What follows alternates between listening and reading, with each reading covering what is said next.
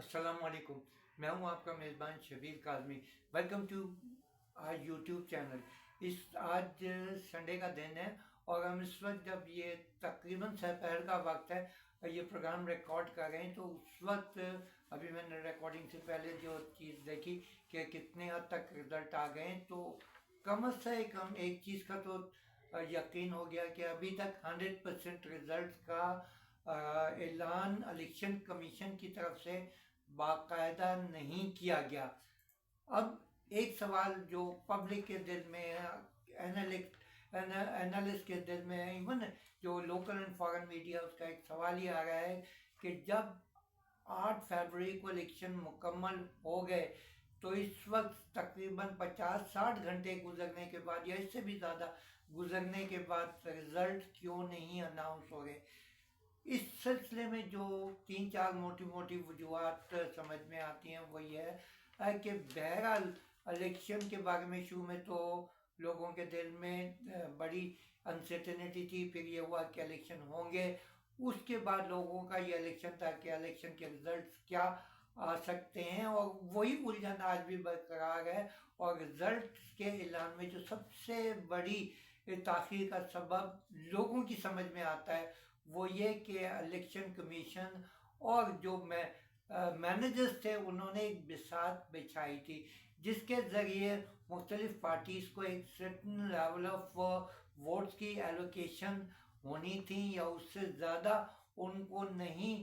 Vote حاصل کرنے کا موقع دینا چاہتے تھے، جس میں ایک بڑی شکایت ہے کہ جی پری الیکشن ریگنگ بھی ہوئی، ڈیورنگ الیکشن ریگنگ بھی ہوئی اور پوسٹ الیکشن ریگنگ بھی ہوئی. تو اب جو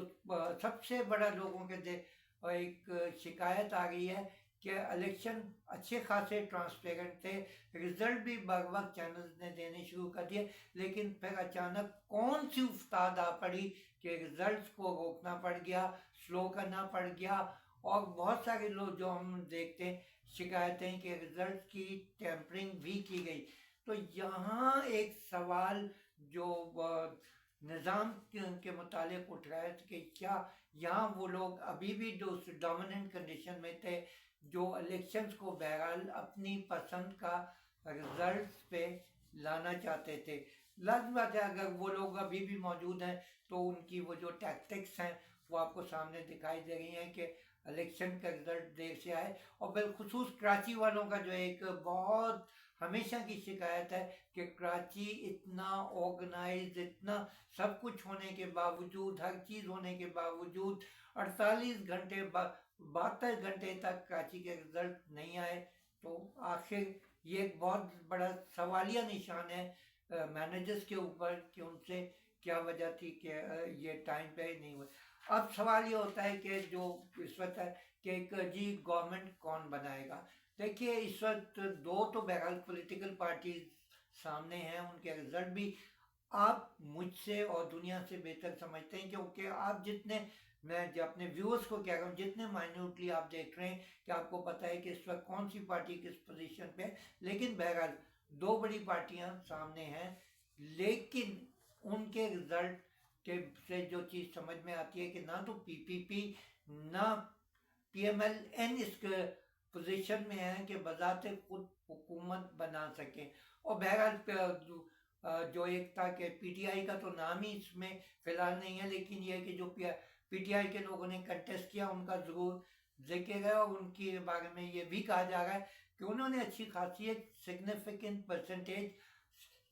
سیٹ کی حاصل کر لیا. لیکن یہاں ایک الجھن یا لیگل لکونہ کی طرف جس طرف لوگ اشارہ کر رہے ہیں کہ پیپلز پارٹی تو کسی پارٹی کے ساتھ مل کے حکومت بنا سکتی ہے، پی ایم ایل این حکومت بنا سکتی ہے، لیکن یہ لوگ جن کے اوپر آزاد امیدوار کا لیبل لگا ہے کیونکہ یہ آزاد امیدوار ہیں، ان کے لیے یہ کنڈیشن ڈالنے کا ہے یا بات چیت کی جا رہی ہے کہ sooner or later they have to join a political party. لیکن یہاں پہ ایک اسکول آف تھاٹ ہے، وہ یہ بھی کہتا ہے کہ یہ تمام آزاد امیدوار کیا ایک گروپ کی شکل میں الیکشن کمیشن کو، اسمبلی کو یہ نہیں کہہ سکتے کہ جی ہم نے بجائے اس کے کہ ہم دوسری یا تیسری پارٹی سے الائنس کریں. ہم انڈیپینڈنٹ جو نمائندے ہیں انہوں نے اپنا ایک گروپ فارم کیا ہے. اس گروپ کی ایک آؤٹ لائن بھی شاید بنانی پڑے گی کہ ان کے کیا ایمز اینڈ آبجیکٹیوز ہوں گے، اور اس کے ذریعے وہ ایک ویزیبل پوزیشن لا سکتے ہیں. تو اس کو آپ کو سم کر دوں کہ یا تو پی پی اور پی ایم ایل این کا الائنس ہو سکتا ہے، دوسرا پی پی پی اور پی ٹی آئی کا، اور تیسرا پی ٹی آئی اور پی ایم ایل این. یہ تین، وہ جس کو کہتے ہیں میتھمیٹکس میں پروبیبلٹی کا جو گیم کہلاتا ہے، یا پرموٹیشن اینڈ کموٹیشن کا جو ہوتا ہے کہ ہم بناتے ہیں کہ کون سے ممکنہ الائنس ہو سکتے ہیں. لیکن اس سب کے باوجود جو چیز ایک ہمیں سمجھ میں آ رہی ہے، میرا جیسا ایک ادنا سیاست کا طالب علم ایک سمجھ رہا ہے کہ اس وقت میرا ملک پاکستان ایک بدامنی کی سمت جا رہا ہے، ریزلٹس کے ڈیلے کی وجہ سے، فارمیشن آف گورنمنٹ کی وجہ سے، اور اس بات کا خدشہ بڑھتا جا رہا ہے کہ پولیٹیکل رائٹس شروع ہو سکتے ہیں. اور تو پولیٹیکل رائٹس اگر شروع ہو گئے تو یہ پروسیس اور ڈیلے ہونے کا خدشہ بڑھ جائے گا. یہاں پہ جو میرا اور بہت سارے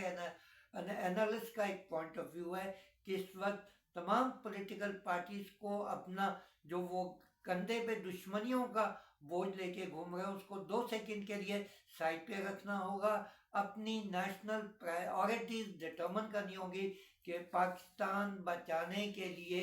کیا کرنا ہے. ابھی بھی ہم یہ دیکھتے ہیں جو بدقسمتی سے الیکشن کمپین میں بھی تھا کہ الزام تراشیاں کی گئیں، تانے دیے گئے، لیکن ایک چیز بہت لاؤڈ تھی کہ پاکستان کے جو 2 کی ایشوز ہیں، اکنامکس اینڈ فارن پالیسی، اس کے اوپر بہت کم گفتگو کی گئی. اس لیے اب ضروری ہے کہ سب سے پہلے ایک کنسنسس ڈیولپ کیا جائے، اور بہت سارے لوگ جو اس پروسیس کو ڈیلے یا ڈیریل کرنا چاہتے ہیں ان کو روکا جائے، اور اس ملک میں ان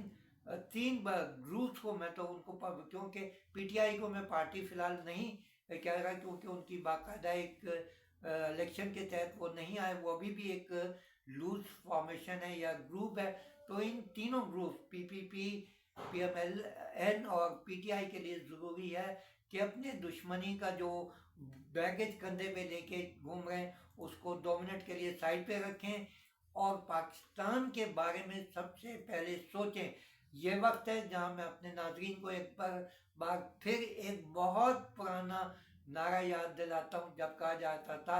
کہ سب سے پہلے پاکستان. تو ان تینوں پولیٹیکل پارٹیز کو جن کے بارے میں ذرا سا بھی شک نہیں کہ وہ پاکستان دشمن یا پاکستان کی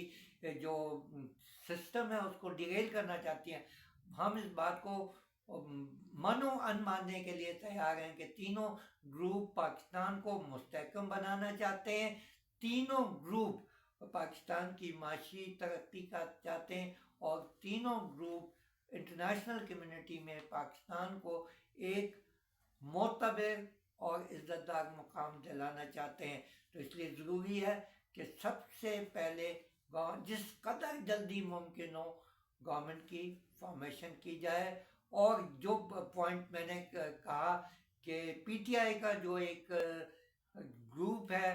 اس کو اس بات کو سنسیئرلی اور کوششلی ڈسکس کیا جائے کہ کیا وہ بحیثیت گروپ اپنا ایک نامینیشن دے سکتے ہیں پرائم منسٹر کے لیے، اور اس بارے میں سنجیدگی سے غور کریں کیونکہ یہ وقت جھگڑا کرنے کا نہیں، ملک بچانے کا ہے. اور جانے سے پہلے آپ سب کے لیے دعا اور یہ آپ کے لیے مشورہ کہ اپنے آس پاس کا خیال رکھیں، اور بالخصوص ابھرنے والی کسی بھی الجھن سے بچیں. اور جو بات میں ہمیشہ کہتا ہوں، ان لوگوں کا خاص طور سے خیال کریں جو معاشی طور پہ آپ سے کمزور ہیں. اجازت دیجیے، اللہ حافظ.